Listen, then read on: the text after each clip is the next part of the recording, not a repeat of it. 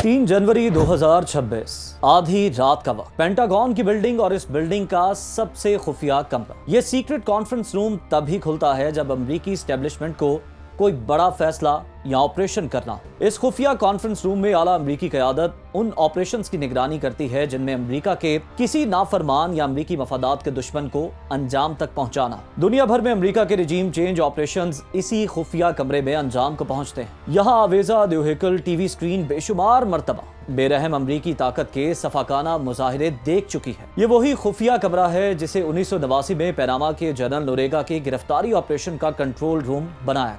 2011 में इसी कमरे से सदर बाराक ओबामा ने उसामा बिन लादेन की हलाकत के ऑपरेशन की बराह रास्त निगरानी की। यहीं बैठकर अमेरिकी सदर जॉर्ज डब्ल्यू बुश ने सद्दाम हुसैन के डेथ वारंट पर दस्तखत किए और इसी कमरे में ईरानी जनरल कासिम सुलेमानी की टारगेट किलिंग प्रोजेक्ट की नोक पलक सवारी। ये खुफिया कॉन्फ्रेंस रूम दुनिया भर में अमेरिकी ताकत और बालादस्ती का मंबा बन चुका है और इसी खुफिया कमरे में ऑपरेशन कैरिबियन शील्ड का कंट्रोल रूम सजाया गया। मैं हूं उज़ैर मलिक और आप देख रहे हैं सुनो न्यूज़। वेनेजुएला के सदर निकोलस मदुरो की खुशकिस्मती थी कि 3 जनवरी की भयानक रात जब अमेरिकी ताकत का नशा अपने उरूज पर था और वो अपने सरकारी महल के आलीशान बेडरूम में आराम कर रहे थे। अगर वो किसी बंकर में जा छुपते या रूपोश हो जाते तो सद्दाम हुसैन की तरह किसी करीबी दोस्त की मुखबरी पर किसी तंग सुरंग से बरामद हो रहे होते। उनके बाल बेतरतीब बढ़े हुए होते और कपड़े फटे होते। हर वक्त खुशबुओं में नहाए रहने वाले मदुरो के करीब से ताफुन उठ रहा होता या फिर वेनेजुएला के सदर को अमरीकी फौजी मोअम्मर कज़ाफ़ी की तरह किसी गंदे पानी के गटर से निकाल रहे होते और पूरी दुनिया का मीडिया इन मनाजिर को बराह रास्त टेलीकास्ट कर रहा होता। सदर निकोलस मदुरो सद्दाम हुसैन निकले ना मोअम्मर कज़ाफ़ी, वो निकोलस मदुरो के नाम से तारीख बनकर। अमरीकी मैरीन्स जब उनके सदारती महल पर उतरे तो सदर के बेडरूम में उन्हें मिस्टर प्रेसिडेंट कहकर जगाया। मदुरो और उनकी अहलिया को कपड़े बदलने की मोहलत दी गई और फिर 90 मिनट ऑपरेशन खत्म करके दोनों को न्यूयॉर्क ले जाया। बस यहाँ एक काम गलत हुआ, लेकिन इसमें सदर की कोई गलती नहीं। ये अमरीकी ताकत की नफ्सियात, वो अपने दुश्मन को जलील करने का कोई मौका जाने नहीं देता और ऐसे हर मौके पर दुनिया भर के मीडिया को मुल्जिम तक रसाई देता है, इसलिए कि अमरीका चाहता है कि अपने दुश्मन को इबरत की वो मिसाल बनाए जो पूरी दुनिया देखे। और हर फौजी ऑपरेशन के बाद अमरीकी बालादस्ती, ताकत और कुछ भी कर गुजरने की अलामत बनकर उभरता है। उस रोज न्यूयॉर्क में भी यही कुछ हुआ।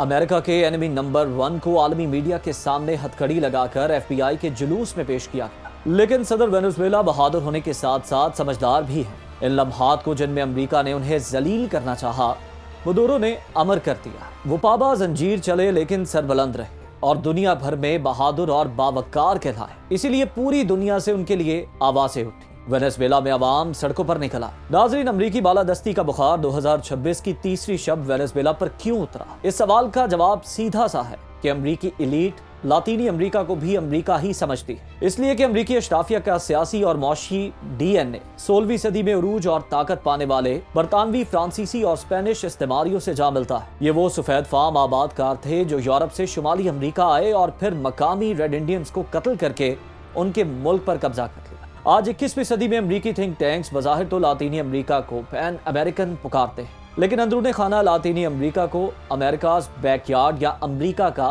पिछवाड़ा कहते हैं। 1823 में अमरीकी अशराफिया ने लातीनी अमरीका पर अपना हक जताने के लिए मोनरो डॉक्ट्राइन के जरिए यूरोपीय ताकतों को लातीनी अमरीका से दूर रहने की वार्निंग जारी की और फिर 1904 में रूजवेल्ट कोरोले का ज्यादा सख्त नजरिया पेश किया और कहा कि लातीनी अमरीका के किसी भी मुल्क पे बेअमनी और अदम इस्तेहकाम पर अमरीका फौजी एक्शन का हक रखता है। इस डॉक्ट्रिन के सॉफ्ट नैरेटिव से लेकर रूजवेल्ट तक मामलात आखिर कैसे पहुंचे? इस सवाल का जवाब एक तल्ख हकीकत वो ये है कि अमरीका लातीनी अमरीका के ममालिक को सिफारती कोशिशों से अपना बनाने में हमेशा नाकाम रहा। अमरीका ने लातीनी अमरीका के लिए कभी डिप्लोमेटिक रूट खोला ही नहीं, सिर्फ असरो रसूख और रोब दबदबे या फिर बराह रास्त फौजी जारहियत और जमीनी कब्जे के जरिए अपनी सरहदों को वुसअत देता रहा। अमरीकी तौसी पसंदाना अज़ाइम की बड़ी मिसाल मेक्सिको है। 1846 की जंग में अमरीका ने मेक्सिको की तकरीबन निस्फ सरजमीन पर कब्जा किया। California, Texas, new Mexico, Arizona, Nevada, Utah और कोलोराडो के बड़े हिस्से इसी जंग के बाद अमेरिका के जोग्राफिये में शामिल किए। Los Angeles, San Diego, San Francisco, San Jose, Sacramento, L پاسو، سین انتینو اور آسٹن جیسے شہر بھی کبھی میکسیکو کا حصہ تھے، لیکن آج یہ امریکی سرحدوں کے اندر واقع ہے۔ امریکی توسیع پسندی کا یہ مشغلہ میکسیکو پر ختم نہیں ہوتا بلکہ آغاز ہوتا ہے۔ امریکہ نے طویل عرصے کیوبا پر اپنا تسلط قائم رکھا۔ پورٹو ریکو آج بھی امریکی نو آبادی ہوائی کو خود مختار ریاست سے چھین کر امریکہ میں شامل کیا۔ امریکہ کی بالادستی اور توسیع پسندی کی پالیسی میں بدلتے وقت کے ساتھ شفٹ آتا رہا۔ براہ راست جنگ مسلط کر کے قبضہ کرنے والا استعمار 20ویں صدی میں دو عظیم جنگوں کے بعد سامراجیت کے لباتے میں آ گیا اور اپنی پراکسیز کے ذریعے دشمن ملکوں اور حکومتوں میں مداخلت کا فارمولا اپنایا۔ اس عرصے میں کئی خفیہ آپریشنز کے ذریعے اپنی دشمن حکومت کا تختہ الٹا اور حامی یا کٹ پتلی حکومت کو تخت نشین کیا۔ فوجی آمریت کی حمایت کی گئی۔ سرد جنگ کے بعد آزاد معیشت کے دور میں اچانک امریکہ کی پالیسی نے کلاسیکل شفٹ لیا۔ اس بار فوجی اور خفیہ آپریشنز کی بجائے سافٹ امپیریلزم کا فارمولا اپنایا گیا، یعنی براہ راست قبضے کی بجائے معاشی پابندیوں کو غلامی کی زنجیر اور عالمی مالیاتی اداروں کی سامراجیت کا لباس پہنایا۔ معاشی جکڑ بندیوں سے جڑی اس کلاسک شفٹ چینج میں قرض کی معیشت، کارپوریٹ کی اجارہ داری، غلامی کی نئی زنجیریں بنی اور تیسری دنیا امریکی استعمار کی غلام بنتی چلی گئی۔ کلاسیکل شفٹ چینج کا یہ فارمولا گو کہ مؤثر ثابت ہوا، لیکن آزاد معیشت اور یونیپولر ورلڈ سے ملٹی پاور ورلڈ بننے والی نئی دنیا میں امریکہ کو نئے چیلنجز کا سامنا کرنا پڑ رہا ہے۔ چین، روس جیسی بڑی معاشی اور فوجی طاقت، برکس جیسے امریکہ مخالف آزاد عالمی فورمز، ایران، شمالی کوریا جیسے سخت جان دشمن، پاکستان، ترکی جیسی ابھرتی فوجی طاقتیں، غزہ جارحیت کو روکنے میں ناکامی اور اسرائیل کی بیجا حمایت پر دنیا بھر میں بڑھتی عوامی مخالفت، لاطینی امریکہ میں کیوبا اور وینزویلا کے بعد کولمبیا کا چیلنج اور پاکستان سے جنگ میں انڈیا کی شکست۔ جی ہاں، وہ انڈیا جسے امریکہ نے چین کی فوجی طاقت کو کنٹرول کرنے کے لیے اپنا اہم مہرہ بنایا۔ گزشتہ چند سالوں میں ہائی ٹیک ورلڈ میں درپیش ان چیلنجز نے امریکی اسٹیبلشمنٹ کو ہلا کر رکھ دیا۔ اس لیے انکل سام کو درپیش ناگفتہ بہ حالات میں امریکی طاقت کی بالادستی ثابت کرنے کے لیے اب کی بار استعماریت کا چہرہ پھر سے رنگا گیا اور طاقت کے ذریعے غیر معمولی اظہار کی پالیسی شفٹ کا آغاز وینزویلا کے خلاف آپریشن کیریبین شیلڈ سے کیا۔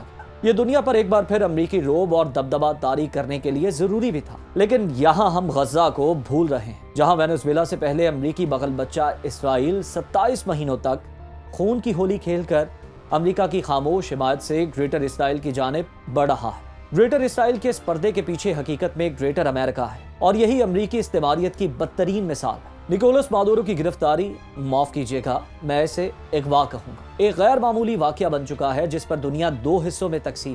روس اور چین نے امریکی کارروائی کو بین الاقوامی قوانین کی کھلی خلاف ورزی اور ایک آزاد ملک کی خود مختاری پر حملہ قرار دیا، جبکہ امریکی اتحادی سے جمہوریت کی فتح قرار دے رہے ہیں۔ مادورو کے اغوا کو ارجنٹینا اور دیگر لاطینی امریکی پڑوسی ممالک گرفتاری کہہ کر خیر مقدم کر رہے ہیں، لیکن کیوبا اور نکاراگوا نے اسے اغوا قرار دیا ہے۔ اور سب سے اہم نکولس کے وینزویلا کا احوال ہے، جہاں دارالحکومت کی سڑکوں پر ٹینک اور بختر بند گاڑیاں نظر آتی۔ سوشل میڈیا پر جہاں احتجاج کی فوٹیج پوسٹ ہو رہی ہے، وہیں معاشی ابتری میں گھرے لوگوں کے جشن منانے کی فوٹیج بھی نظر آتی، جو وینزویلا کے مستقبل کی جانب باریک اشارہ سمجھا جا رہا ہے۔ صدر نکولس کی گرفتاری کے بعد معاشی ماہرین کا خیال ہے کہ اگر وینزویلا میں ایک مستحکم اور امریکہ نواز حکومت قائم ہو جاتی ہے، وینزویلا پر امریکی پابندیاں ختم ہو سکتی ہے، جس کا فوری اثر عالمی مارکیٹ میں تیل کی قیمتوں پر پڑے گا، جو امریکی کارروائی کے بعد سے اوپر کی جانب ہے۔ کیا وینزویلا کی طاقتور فوج نکولس مادورو کی وفاداریوں کے ساتھ کھڑی ہوگی یا امریکہ کے کاسا لیسو کی طاقت بن جائے؟ ہمارے اس سوال کے جواب کو ابھی وقت درکار۔